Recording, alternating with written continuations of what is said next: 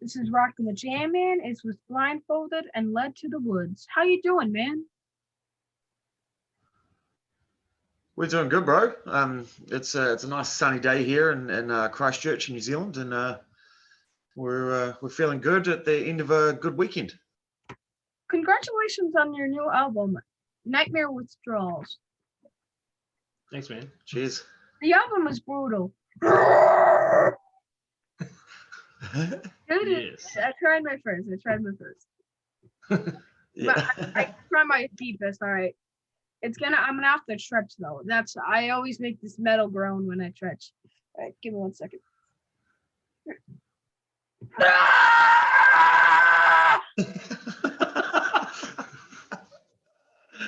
Yeah, man. That's exactly it. Yeah, me howling in pain because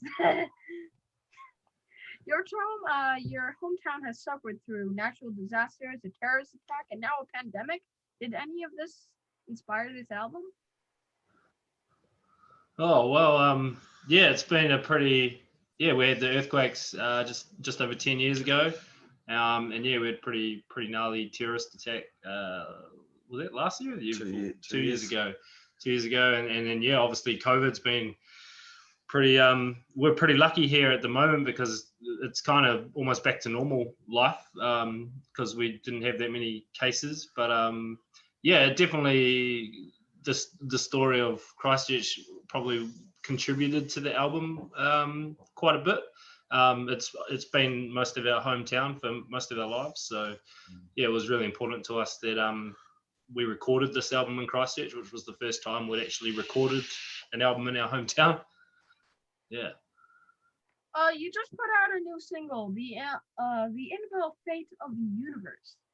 Yeah, man. Yeah. I don't think you can get more metal than that song, man. That was awesome. You can't get more metal than that. You literally can't. You know, Yeah. do you always have those stretches in the morning? The metal groan? Do you ever do that though, girls? Do you ever have your metal girls? he's the singer, so Oh, so he Yeah. has daily metal grounds. Yep. Yeah. I have them too. Sometimes it just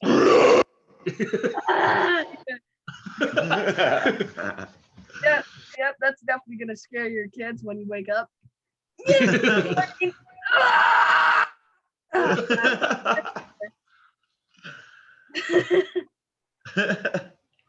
I don't think you. Oh wait, sorry. So what's up with the video? Is that Slender Man? Slender Man. You can take this one. Yeah, no, it's not Slender Man, but it is the sort of brainchild of our director Amber Beaton, who is sort of an award-winning music video director here in New Zealand. She specializes in sort of metal and sort of alt rock, dark type videos, and she sort of we sent her the lyrics and the song, and she came back to us with a treatment. And being that everyone's on a budget, we did the best with what we could, and I think what Amber pulled off for us in the end was fantastic. We're really happy with the outcome of the music video for the Inevitable Fate of the Universe. How do you keep your voice in shape? How do I keep my voice in shape? Yeah. Well, I don't know. I've been doing it for a very long time, so I feel like I'm well practiced. But to be honest, going on tour and doing multiple shows in a row, I've sort of had to learn to chill out a bit on the partying, and giving up smoking was a big help. and trying not to talk too much, I guess, in between shows. That's been a way that I've managed to preserve my voice to make it last longer on tour. I know some singers do scales, but how does that work in death metal? Well, so you sent me a video for that. Oh, the Zen of Screaming. Yeah, the Zen of Screaming, which is a woman, I forget her name right now, but she teaches metal vocalists how to look after their voice, and part of that is warming up your voice before, every time you go on stage, you go through your scales and go up and down, and then start at a different root note and then continue up doing another scale, and you're essentially just stretching all your vocal cords and warming them up before you get out on stage and try and do some damage. What is the lockdown like in New Zealand? Yeah, it was. So yeah, we've had a couple of lockdowns. Like when COVID first happened last year, yeah, it was pretty full on. Like because we were in like level 4 lockdown, which so like no one could go to work, nothing.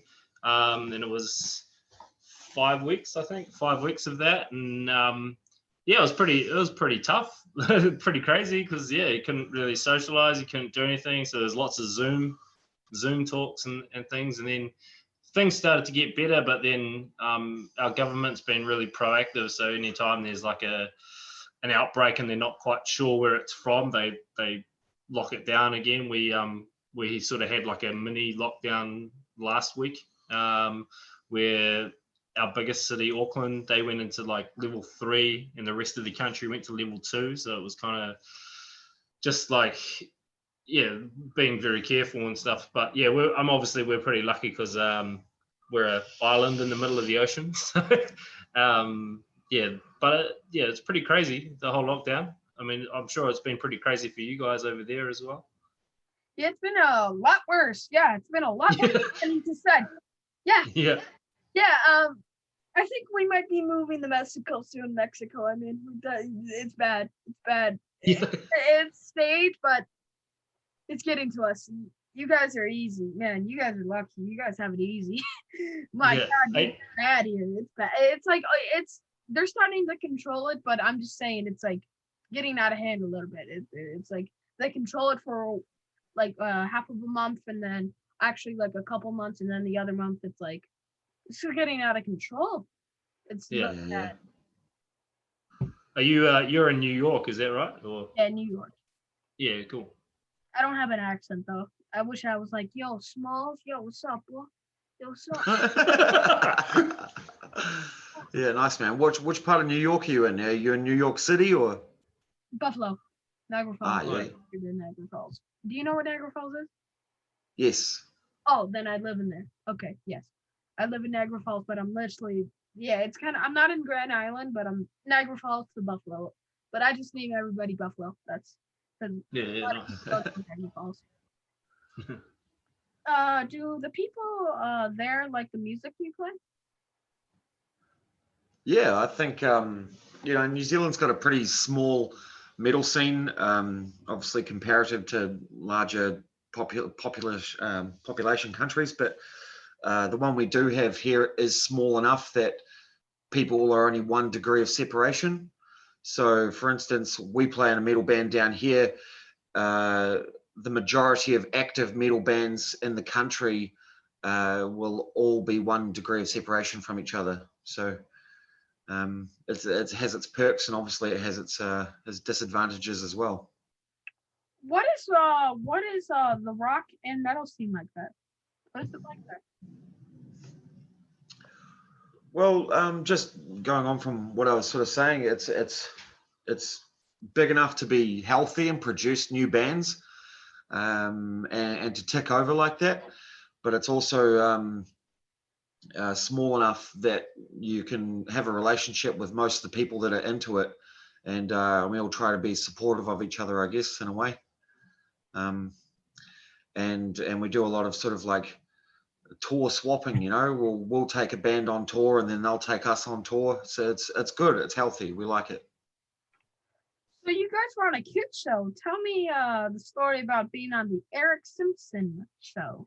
You can take this one, bro. Yeah, so 10 years ago, 11 years ago it was actually, we used to practice in this like storage shed, and it was behind this TV studio where they filmed a whole bunch of stuff. Yeah. And the Erin Simpson Show, like they had every week they had like a different band on it, like different styles, whatever. And then one day just the producer, she came over and was like, oh, would you guys like to be on the show? And we're like, yeah. And we told them from the moment we met them that it was like, you know, heavy metal, death metal. But they were keen, and then we rocked up, did the show, and the guy who did sound for us on that show ended up being our sound guy. He's still our sound guy, which is pretty cool story. But we've heard all sorts of stories that, like, when we started playing on the show, that the producers were kind of like, oh, who booked these guys, and didn't really know. And then once the show, we filmed the show about 2 weeks before it actually aired on TV. And then it aired on TV and started getting a bit of steam online. And we sort of edited the video to have that real clickbait headline, you know, death metal band on kids' TV show. And it kind of just went a little bit viral for the time. And yeah, it's funny, like, it's still pretty funny that 10, 11 years later, that people like yourself are still asking, because it's such a crazy story. Like, it's never really seen anything else like it, you know? What did the kids think about it? What did those poor little what did those guys think? Well, there was like a live audience, and the audience was made up of kids aged probably like 8 years old till about 13 or so. And if you look closely, actually, when the group of kids is like jumping while we're performing on this sparkly stage, one of the kids ended up copping an elbow to the eye, this young girl. And so we had to, like, because she started crying, we had to like stop the scene and stop performing. And then they like remove her from the group. And then we start the scene again and continue on. So if you look closely, you can see the little kids jumping up around and like moshing out. And then all of a sudden, one of them's just not there anymore in the next scene. You guys created a kids mosh pit. Yeah, that's right. I'm actually not a lot of kids think about that. Like a lot of kids don't like metal, but like you know, they're 8 and 9 years old. I'm like a 9-year-old that like literally loves your music. It's great, awesome style, fantastic style. I like it's not like I bet one of the kids in their mind was like, oh, no, they're just pop star, and then they get this. And then there's like, where's the pop star? Where's the what's that? I'm scared. No. We've actually had a couple of kids on that show have ended up being metal fans and are now old enough to come to our shows. And they've like pulled up the YouTube video at a gig and been like, hey, that's me there. Like, and been like, it's pretty funny, like pretty crazy. Yeah. Was there any actual kids that were terrified? Like, Mimi? No, I don't think so. I think everyone was just pretty excited to hear some live music. You know, the kids love to go on any opportunity to be on TV. The kids love it. There was on the same episode, there was like a hip hop dance crew doing some stuff, and they were probably a little bit young. They're probably like sort of late teenagers, like 16, 17, somewhere around there. But they loved it, eh? They were like, oh, we should do a collaboration and all this kind of stuff. And so it was quite a varied show. Like the kids had they had like a hip hop dance thing, and then they had, you know, us playing metal. So on the show, you said one of your members fell off a roof and broke his leg. Was that true? Yeah, 100% true. Yeah, it's true. Yeah, so when the band first started, just had 3 guitarists and no bass player. And he was the 3rd guitarist, and he had a few too many beers and stepped the wrong way off a 3-story building. 3-story building, and he landed on his feet, and he completely shattered his right foot. He broke his left foot. He broke 3 vertebrae in his back, and he was not found for quite a while as well, because he was right in the city centre in the apartment building. So when he was found, obviously he went to hospital, and he was in a wheelchair and a full like body brace and things. And he couldn't actually then keep up with the band, and so we actually kind of had to let him go as well. So not only did he have this horrific accident, but we kicked him out of the band as well. Poor guy broke his leg. Yeah. Poor guy, man. I have to laugh now looking back at it though, because it's sad. I'm sorry. I was not trying to laugh. It just, it's just that it can happen sometimes, when you hear. Yeah. No, don't worry, bro. It's definitely funny. Yeah, it's definitely funny. Disabled guy just got kicked out of the bank. Yeah. Funny, guys. Disabled kid got kicked out. That's breaking news, UK. Disabled you. Yeah, by the way, you've got to leave the band.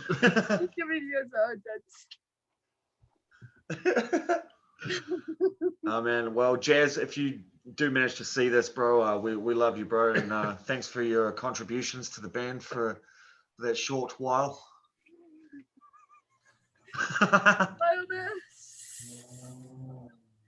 I'm sorry. I'm just, I'm sorry.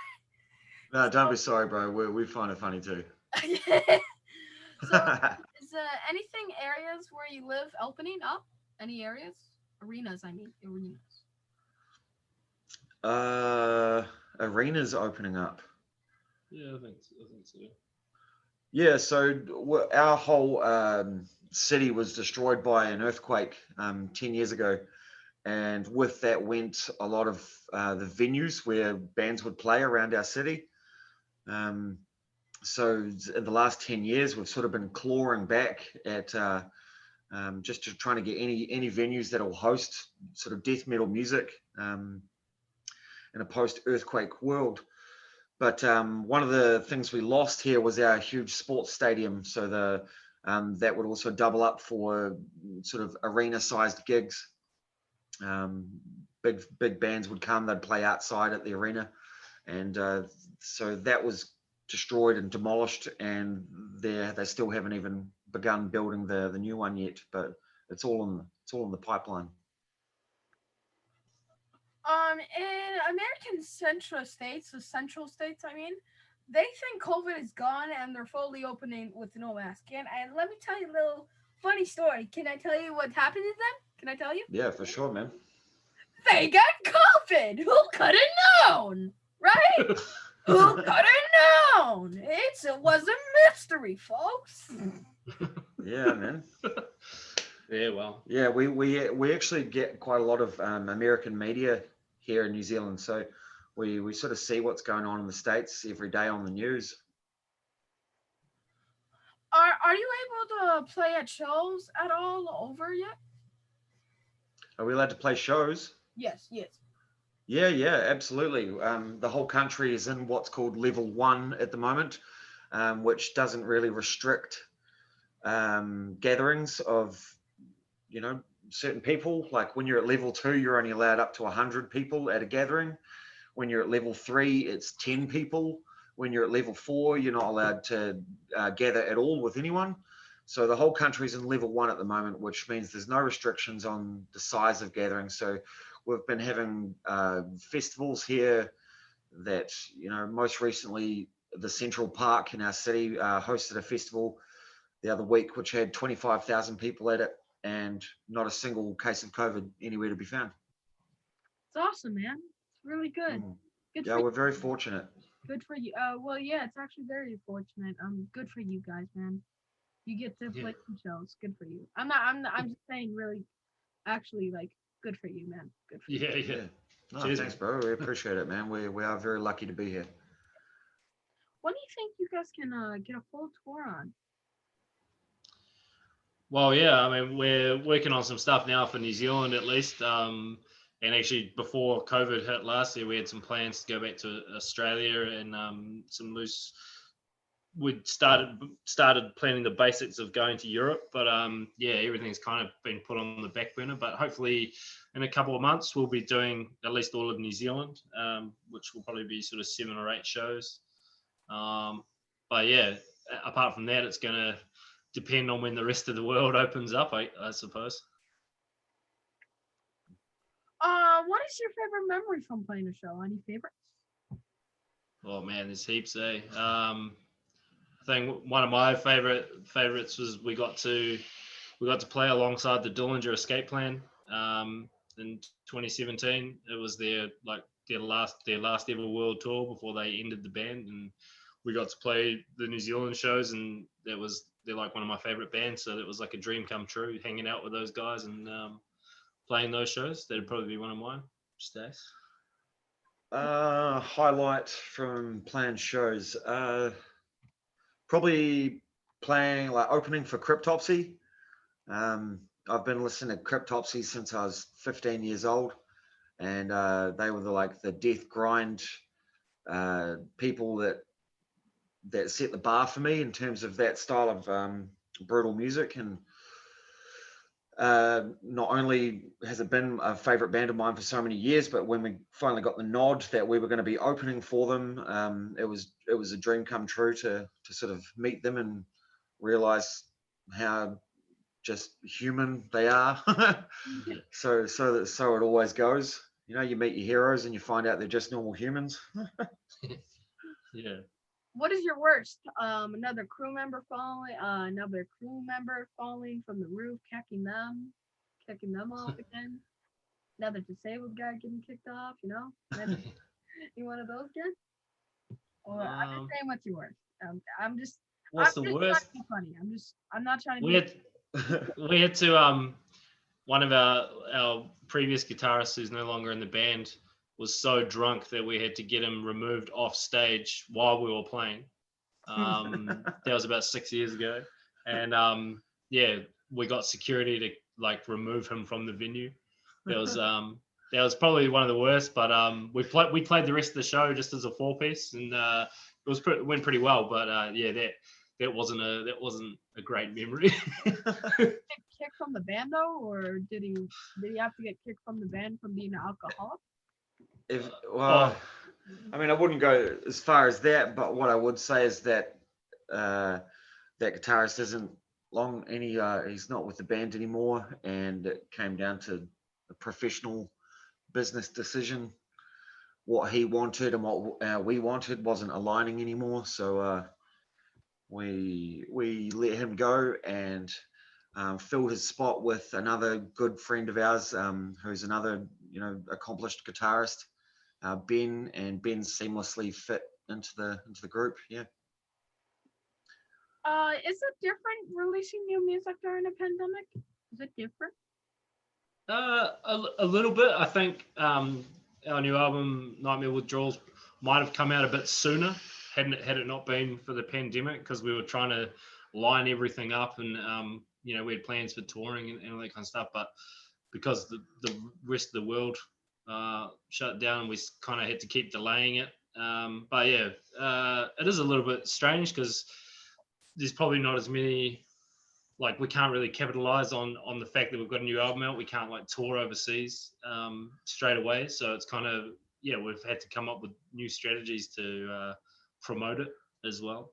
But it's kind of strange. Kind of strange, releasing music during a pandemic level virus, kind of strange, sometimes kind of strange, pandemic level, kind of strange. I'm just giving you guys a hard time. It's kind of my thing. I do it. I like to be the funny guy during the interview. I like it. You guys probably are very. I'm not ending it. I'm just saying you guys are pretty cool, and you guys seem like a great duo. Oh, thanks, man. Cheers, bro. We appreciate the opportunity. We checked out your website and saw some of your other interviews. They're pretty cool. Cheers to you, man. Cheers to you. What is next for you? Yeah, well, the album comes out on the 26th of this month. So we're just building up to that, and it's up for. It's the first time we've ever done an album on vinyl as well, which is pretty cool. So we're looking forward to holding those in our hands and getting them out to people. But once again, it's another thing that has taken a bit longer because of COVID, because like getting stuff into the country is just taking ages. But yeah, we're going to do some shows to promote the album. We're going to hopefully maybe another music video or something. And yeah, we're just going to try to keep the train rolling, really. Hopefully one day get over to the States. That's kind of the dream. States and Europe are the two places we really want to go. So how do my followers follow you? Facebook's probably, that's like most of our news. Facebook and Instagram. We're facebook.com/BALTTW, and Instagram is BALTTW as well. And then YouTube, same thing. We put our new music video just came out there. And yeah, we did a music video at the end of last year with Carl Sanders from Nile. That's on there too.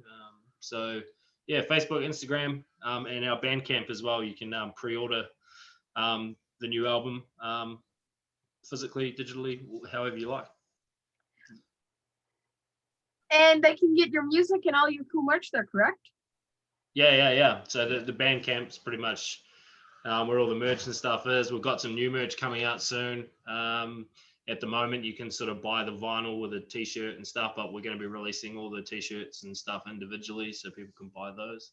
And yeah, obviously the album will be out on streaming services as well, Spotify, Apple Music, Tidal, all that kind of stuff.